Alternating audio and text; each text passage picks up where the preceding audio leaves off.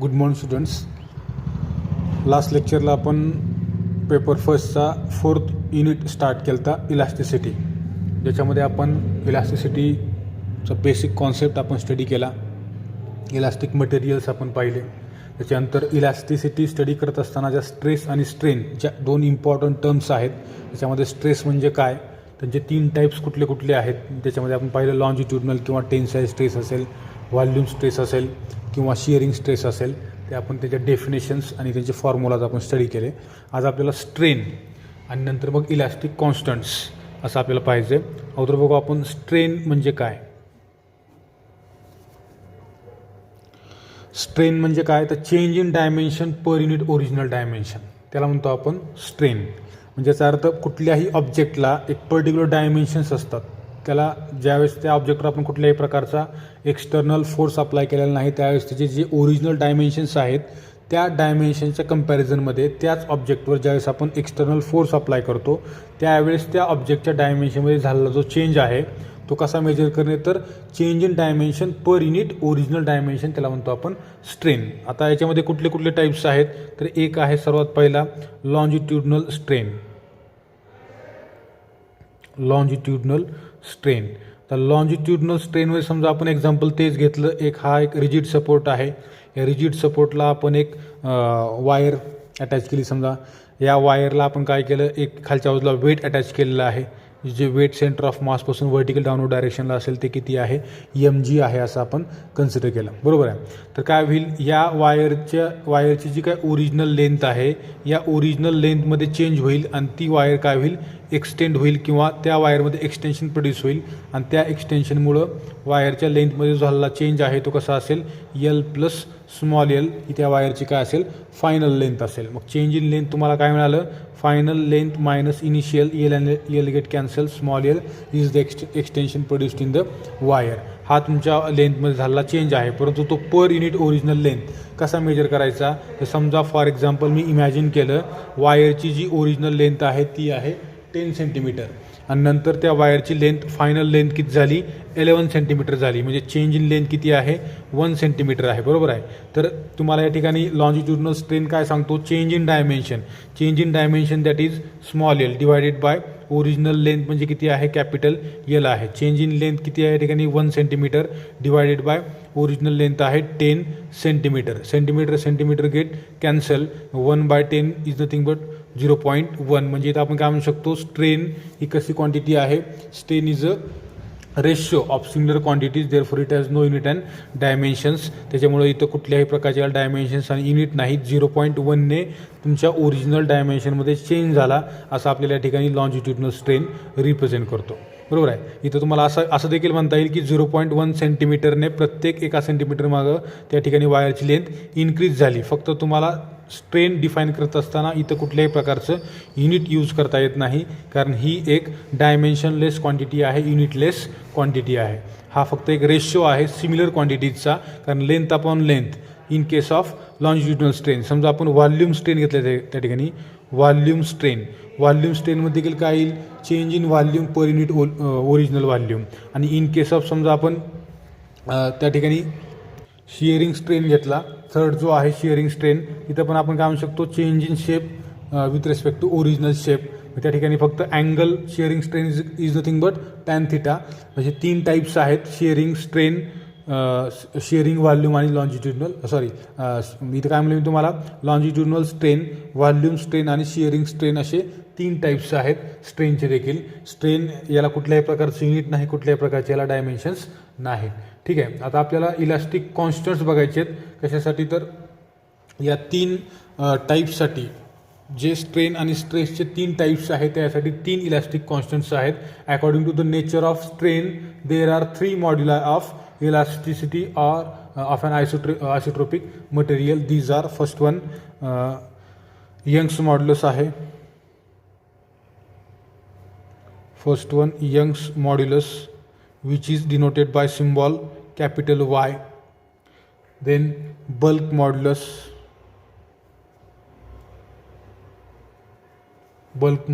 denoted by capital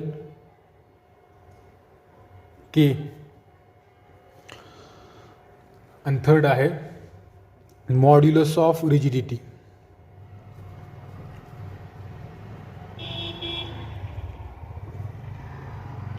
modulus of rigidity denoted by eta. बरोबर आहे. बघा आता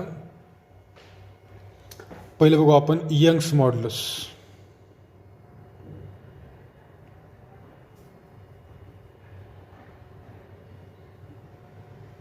यंग्स मॉड्युलस. यंग्स मॉड्युलस काय आहे? It is defined as the ratio of longitudinal stress to longitudinal strain within elastic limit. म्हणजे याचा अर्थ Young's मॉड्युलसला आपण काय लिहू शकतो? It is defined as it is the ratio of longitudinal stress divided by longitudinal strain किंवा tensile stress divided bye tensile strain असं देखील म्हणू शकतो आपण. बरोबर आहे. आता या ठिकाणी काय येईल? आपल्याला माहिती आहे लॉन्जिट्युडनल स्ट्रेस काय आहे? तर एफ बाय एम जी. बरोबर आहे. एफ म्हणजे काय? सॉरी, लॉन्जिट्युडनल स्ट्रेस म्हणजे काय? एफ बाय ए आहे. बरोबर आहे. एफ म्हणजे त्या ठिकाणचा अप्लाय केलेला हा फोर्स आणि ए म्हणजे त्या वायरचा एरिया ऑफ क्रॉस सेक्शन. हे F by A divided by longitudinal strain काय आहे? Change in length divided by original length. मग यालाच कसं लिहू शकतो मी? एफ बाय ए. ए म्हणजे पाय आर स्क्वेअर. बरोबर आहे. आणि हे काय होईल? L bye L. एफ या ठिकाणी फोर्स किती आहे अप्लाय केलेला? तर आपण लिहू शकतो एफ म्हणजे mass into acceleration due to gravity divide by pi R square आणि हे L divided by small L. हा तुमचा काय मिळाला या ठिकाणी? हे फर्स्ट इलॅस्टिक कॉन्स्टंट आहे यंग्स मॉड्युलस. आता याच्यावरच युनिट काय येईल? तर आपल्याला माहीत आहे की इथं फक्त स्ट्रेसलाच युनिट आहे न्यूटन पर मीटर स्क्वेअर. स्ट्रेनला कुठल्याही प्रकारचं युनिट नाही, त्याच्यामुळे याचं युनिट देखील काय येईल? न्यूटन पर मीटर स्क्वेअर. हे तुमचं काय आहे? फर्स्ट इलॅस्टिक कॉन्स्टंट आहे. याच्यानंतर बघू आपण सेकंड बघा. यंग्स मॉड्युलस नंतर आहे सेकंड बल्क मॉड्युलस.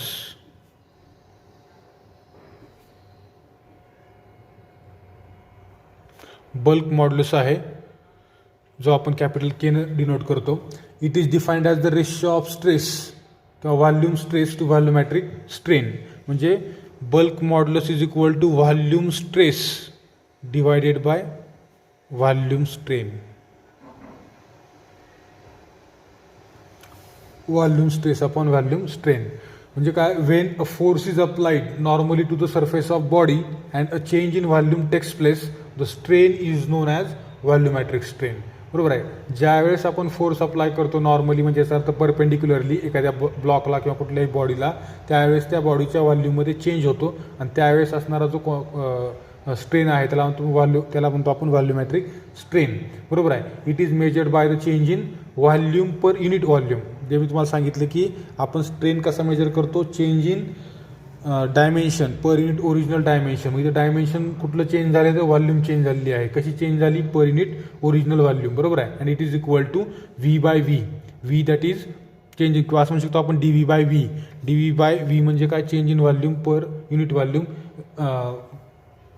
लिहून दाखवतो तुम्हाला मी. Volume strain is equal to change in volume per unit original volume. This is volume strain. मग आता आपल्याला व्हॉल्यूम स्ट्रेस तर माहीत आहे, त्याच्यामुळं काय येईल? के इज इक्वल टू जो अगोदर बघितलेला आपण के काय येईल? व्हॉल्यूम स्ट्रेस या ठिकाणी काय येतो? तर परत तुम्ही तोच फॉर्म्युला घेऊ शकता एफ बाय ए किंवा change in pressure P divided by D V by V. म्हणजे काय या ठिकाणी के इज इक्वल टू हे जर वर गेलं तर काय होईल? P V by D V. बरोबर आहे. असं देखील आपण या ठिकाणी लिहू शकतो बल्क मॉड्युलस. किंवा हे जे प्रेशर आहे हे चेंज इन प्रेशर आहे, कारण volume stress is equal to change in pressure. Therefore K is equal to D P by D V into V. किंवा हे व्ही वर जाईल तर साईन काय येईल? मायनस. कारण आपल्याला माहीत आहे इथं व्हॉल्यूम डिक्रीज होत आहे, त्याच्यामुळे साईन काय केलं इथं? मायनस यूज केलेला आहे. वाटलंच तर असं परत एक गोष्ट लिहून दाखवतो तुम्हाला. स्ट्रेसचा फॉर्म्युला काय आहे? व्हॉल्यूम स्ट्रेस म्हणजे चेंज इन प्रेशर. बरोबर आहे. म्हणजेच एफ बाय ए. बरोबर आहे. आणि व्हॉल्यूम स्ट्रेन म्हणजे काय? Change in volume per unit original volume, फक्त वॉल्यूम डिक्रीज होत आहे with increasing pressure, therefore we use negative sign. आणि या दोघांचा रेशो म्हणजेच काय आहे, बल्क मॉड्युलस आहे. त्याच्यामुळं आपला व्हॉल्यूम स्ट्रेस आहे डी पी, हे मायनस साईन आहे as it is D V divided by V. यालाच आपण लिहू शकतो minus D P into V divided by D V. हा तुमचा काय आहे, बल्क मॉड्युलस आहे, हा बल्क मॉड्युलस. याच्यानंतर थर्ड आहे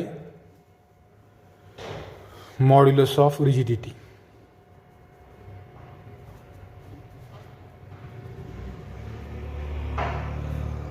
मॉड्युलस ऑफ रिजिडिटी त्याला इटा डिनोट करतो. It is the ratio of किंवा the coefficient or modulus of rigidity is defined as the ratio of tangential stress to shearing stress.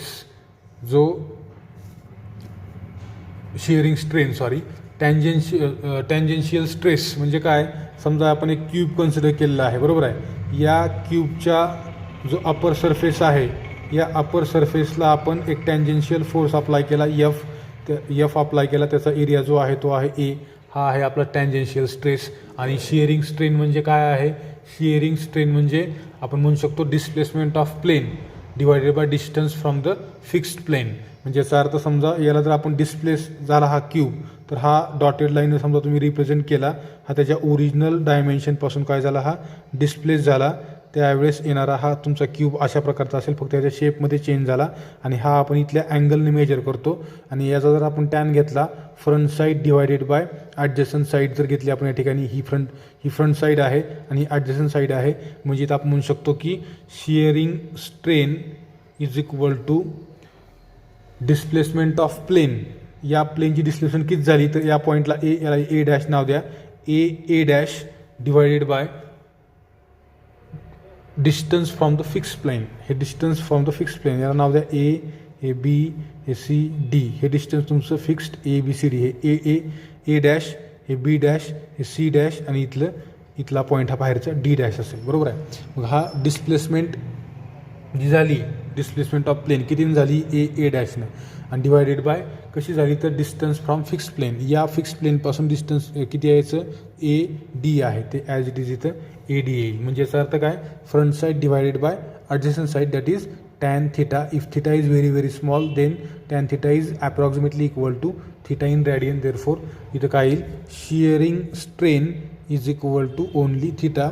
आणि modulus of rigidity eta is equal to tangential stress divided by shearing strain that is F by A divided by theta और F by A into theta. हा तुमचा काय असेल या ठिकाणी modulus of rigidity असेल. ठीक आहे, हे झालं त्यातले इलास्टिक कॉन्स्टंट. या ठिकाणी थांबू आपण. नेक्स्ट लेक्चरला आपण याच्या पुढचा पार्ट आहे कॅन्टिलिव्हर किंवा बाकीचे जे काही टर्म्स आहेत ते आपण घेणार आहोत. या ठिकाणी थांबू आपण. थँक्यू.